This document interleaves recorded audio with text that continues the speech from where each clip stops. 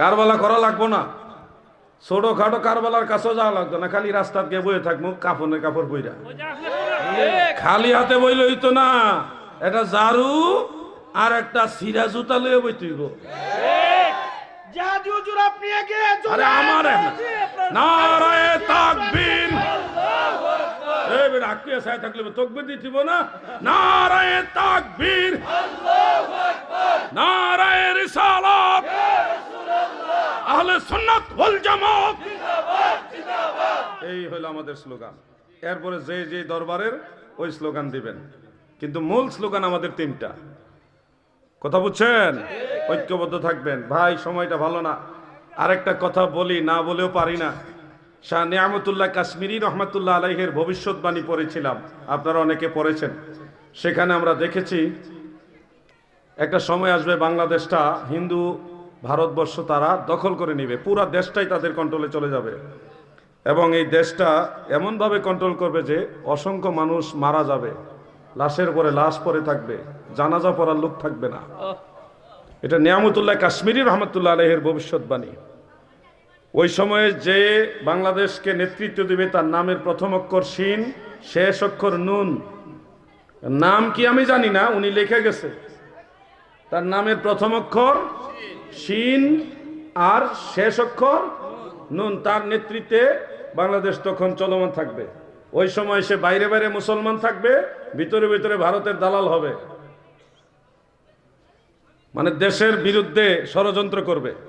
তখন এই সুযোগে গোটা বাংলাদেশটা তাদের কন্ট্রোলে চলে যাবে, অসংখ্য মানুষের ক্ষয়ক্ষতি হবে। এটা হবে যেই সময়ে নিয়ামতুল্লাহ কাশ্মীরি রহমতুল্লাহ আলাইহি লিখেছেন, ওই সময়টা হবে ঈদ উল ফিতরের পরে আর ঈদ উল আজহা কুরবানি ঈদের আগে। এই সময়টায় রোজার ঈদের পরে কুরবানি ঈদের আগে মাঝামাঝি সময়টা এই বিশাল একটা দুর্ঘটনা হবে। শুনুন, এই কথাটা প্রিয় নবীজির হাদিসের মধ্যে ইঙ্গিত রয়েছে। রাসূল করিম সাল্লাল্লাহু আলাইহি ওয়াসাল্লাম বলেছেন, এমন একটা সময় আসবে আমার উম্মতেরা ভাই ভাইয়ের কাছে নিরাপদ থাকবে না। এক ভাই আওয়ামী লীগ করে, আরেক ভাই বিএনপি করে, মানে একজন ছাত্রদল আরেকজন ছাত্রলীগ, ছাত্রদল এক ভাই, আরেক দল হলো ছাত্রলীগ। এখন এই দল ছাত্রলীগ করছে কেন? এজন্য ছাত্রদল আপন ভাই ভাই আর ভাইয়ের মাথায় বাড়ি দিতেছে। রাজনীতি কোথায় গিয়ে পড়ছে? কেউ কারো কাছে নিরাপদ না, ভাই ভাইয়ের কাছে নিরাপদ হবে না, বাবার কাছে সন্তানরা নিরাপদ হবে না, সন্তানদের কাছে বাবা নিরাপদ হবে না। আল্লাহর নবী বলেছেন প্রতিবেশী প্রতিবেশীর কাছে নিরাপদ হবে না। পরিস্থিতি কিন্তু ওদিকে চলছে। প্রিয় নবীজি বলে গেছেন, ওই সময় যারা মানুষকে হত্যা করবে তারা জানবে না কেন মারতেছে, মানে সবাই মারে এই জন্য হেও মারে। আবার যে মারা যাচ্ছে সেও জানবে না কেন তাকে মারা হচ্ছে।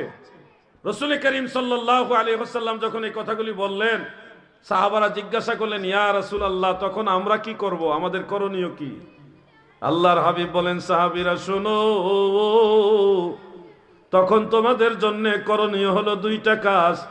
এক নম্বরে তোমরা জবান বন্ধ রাখবে, মানে এই সমস্ত বিষয়ে কোনো মন্তব্য করতে যাবেন না। আর দ্বিতীয় কাজ হলো, প্রিয় নবীজি বলেছেন, তোমরা নিজেদেরকে ঘরের মধ্যে সীমাবদ্ধ বা আবদ্ধ রাখবে, মানে কোনো ঝামেলা মনে করলে ঘর থেকে বের হওয়া যাবে, ঝামেলাতে যাওয়াই যাবে না। দুইটা নসিহত আল্লাহ রসুল সাল্লাল্লাহু আলাইহি সাল্লাম করেছেন, আমি শোনাই দিলাম, বাস এটুকুই। আর বেশি কিছু বলা যাবে না, বললে আমারও বিপদ আছে। কথা ঠিক কিনা ভাই? এর দূর কইলাম আপনাদের স্বার্থে। কঠিন মুসিবত আসতেছে সামনে। এই সময়টা আমি জানি না কত বছর পরে আসবে, কখন আসবে আমি জানি না, আসবে এটা সত্য, এই ঘটনা ঘটবে সত্য, আপনাদের সতর্ক করে দিলাম। রক্ষা কর মোরে শত্রু হস্ত হতে, পদ খঞ্জ কর পাপ পথে যেতে, শক্তি দিও যেতে মক্কা মদিনাতে নিজ